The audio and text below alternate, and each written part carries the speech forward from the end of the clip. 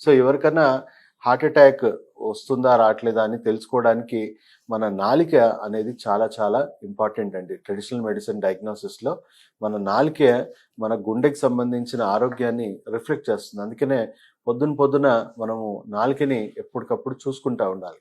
ఏదన్నా blue shades కానీ black shades కానీ ఏదైనా డిస్కలరేషన్ కొత్తగా థిక్గా రావడం అనేది జరుగుతూ ఉంటే అది మన లోపట జీర్ణశక్తి కానీ మన గుండెకి సంబంధించిన రక్త ప్రసరణ వ్యవస్థ గురించి కానీ మనకు తెలిపే అవకాశం ఉంది. సో రోజు మనము మన నాలుకని చెక్ చేసుకోవడం చాలా ఇంపార్టెంట్.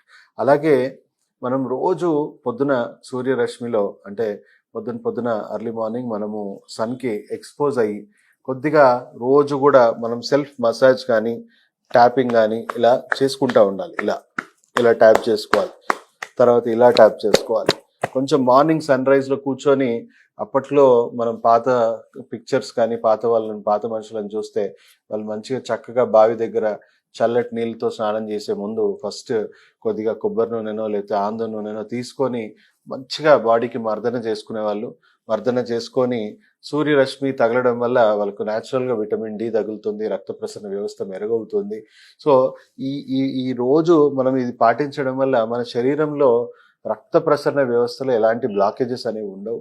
అండ్ చల్లటి నీళ్ళతోని ఎర్లీ మార్నింగ్ స్నానం చేసే వాళ్ళకి ఏంటంటే శరీరంలో కొవ్వు కూడా ఎక్కువగా పేరుకుపోయే అవకాశం ఉండదు. బ్యాట్ లెవెల్స్ అంటారు, అంటే బ్రౌన్ ఫ్యాట్ లెవెల్స్ అనేవి బాడీలో పెరిగి మన శరీర ఆకృతి కూడా చక్కగా మెయింటైన్ అవుతుంది. వేడి నీళ్లు కాకుండా కొంచెం మార్నింగ్ లేసి చల్ల నీళ్ళతో స్నానం చేయడం మెల్లిమెల్లిగా అలవాటు చేసుకుంటే మన ఆరోగ్యానికి మంచిది.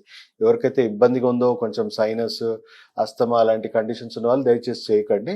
సో మార్నింగ్ లేసి కంపల్సరీ అట్లీస్ట్ డ్రైగా బాడీ అంతా కూడా ట్యాప్ చేసుకోవడం, సెల్ఫ్ మసాజ్ చేసుకోవడం, మొత్తం శరీరం అంతా కూడా మసాజ్ చేసుకొని అలవాటు చేసుకోండి. ఎండకి ఎక్స్పోజ్ అవ్వడానికి మీరు అది చాలా ఇంపార్టెంట్ పార్ట్. సో ఇది రోజు చేసుకోండి. దానివల్ల ఏంటంటే రక్త ప్రసరణ వ్యవస్థ, రక్త ప్రవాహం అనేది చక్కగా మన శరీరానికి మెయింటైన్ అవుతుంది. ఎప్పుడైనా ఎమర్జెన్సీ సిచ్యువేషన్లో కూడా ఎవరైనా మీ ముందు హార్ట్ అటాక్ వచ్చి పడిపోయారు అనుకోండి, గుండెకి సంబంధించిన గుండె పట్టుకొని మరీ పడిపోయారు అనుకోండి, వాళ్ళకి ఎమర్జెన్సీలో మీరు అంబులెన్స్ని కాల్ చేయడం అన్ని చేయండి. బట్ అంబులెన్స్ వచ్చేలోపు మీరు చుట్టుముట్టు ఉన్న వాళ్ళకి ఫస్ట్ పోస్చర్ కరెక్ట్గా పెట్టండి. అంటే వాళ్ళని కూర్చోబెట్టండి. వాళ్ళు పడిపోయి బోర్లా పడుకొని ఉన్నా లేకపోతే ఎట్టు పడుకోన్నా ఫస్ట్ పోస్చర్ని మనం సెటరేట్ చేయడం చాలా ఇంపార్టెంట్. వాళ్ళని ఒక కూర్చోబెట్టి వాళ్ళని బ్రీతింగ్ పోస్చర్ అనేది కొంచెం చక్కగా మెయింటైన్ చేయండి. చుట్టుముట్టు ఎక్కువ జనాలు కుమ్మికొట్టినా వాళ్ళని కొంచెం దూరం జరపండి. ఊపిరి బాగా పీల్చుకునేలాగా చేయండి. తర్వాత ఇక్కడ నుంచి ఒకరిద్దరు మనము కంటిన్యూగా ఈ ట్యాపింగ్ అనేది చేస్తూ ఉండాలి. ఈ విధంగా ట్యాపింగ్ చేస్తూ ఉండాలి, ఈ విధంగా ట్యాపింగ్ చేస్తూ ఉండాలి. దానివల్ల రక్త ప్రసరణ అనేది ఎక్కడ బ్లాక్ అయిపోకుండా మళ్ళీ అది రిథమ్ అనేది పంప్ అవుతూ ఉంటుంది, హార్ట్కి రక్తం అనేది చేరుతూ ఉంటుంది.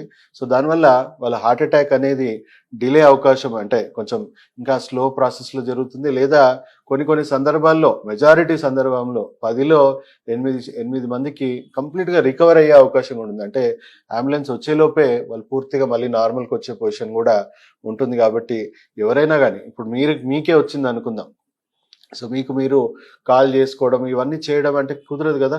ఉన్న చోటనే మీరు బాగా ట్యాప్ చేసుకోండి. ఉన్న చోటనే మీరు కంటిన్యూగా ట్యాప్ చేసుకుంటూ ఉండడం వల్ల చాలామంది నాకు లాస్ట్ టైం మనం ఈ హార్ట్ మీద మనం వీడియో చేయడం జరిగింది.